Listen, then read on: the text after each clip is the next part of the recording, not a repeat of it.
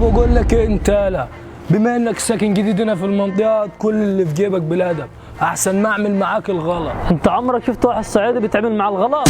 انت عمرك شفت واحد صعيدي بيتعامل مع الغلط؟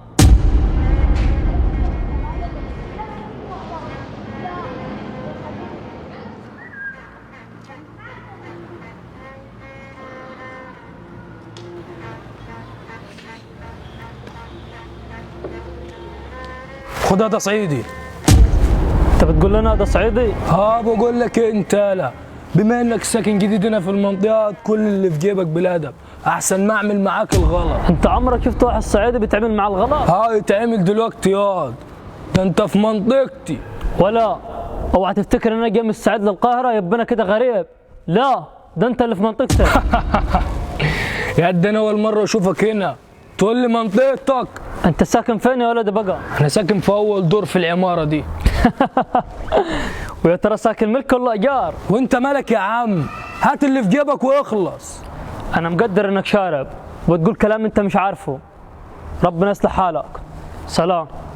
خد يا عم بلا سلام، هات اللي في جيبك بدل ما وربنا قطعك هنا. ولا اوعى تهب منك، انا صعيدي فوق واعرف انت بتكلم مين. معلش يا كريم بيه، حقك علينا، هو ما يعرفك. وانت يا علي مش عارف ده مين؟ ده كريم بيه صاحب العمير ده كله، وبيجي كل شهر يلم الايجار، وانت واحد من ضمن الناس اللي ساكنه هنا بالايجار، ولو واحد غيره كرمك في الشارع. كريم بيه؟ يعني انا كنت هترمي في الشارع؟ تعال اتفضل يا كريم باشا، وربنا انا ما كنت اعرفك. انت صعيدي ابن وصول على فكره، انت صاحب مكان، احنا اللي ضيوف عندك. المنظر اللي انت فيه ده ما شافكش بيه تاني، عايز تشرب في اوضتك، هنا في ناس بتروح وتاجي، ومنظرك دي الناس هتخاف تعدي. انا اسف يا بيه، سامحني.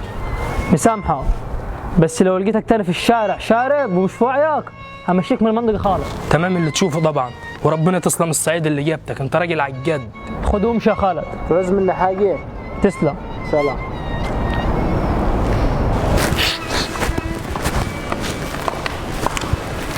يا رب يكون الفيديو عجبكم. الفيديو ده رجاله معمول لسبب، والسبب ان مش اي حد غريب نستغله او ناجي عليه. تحياتي ليكم.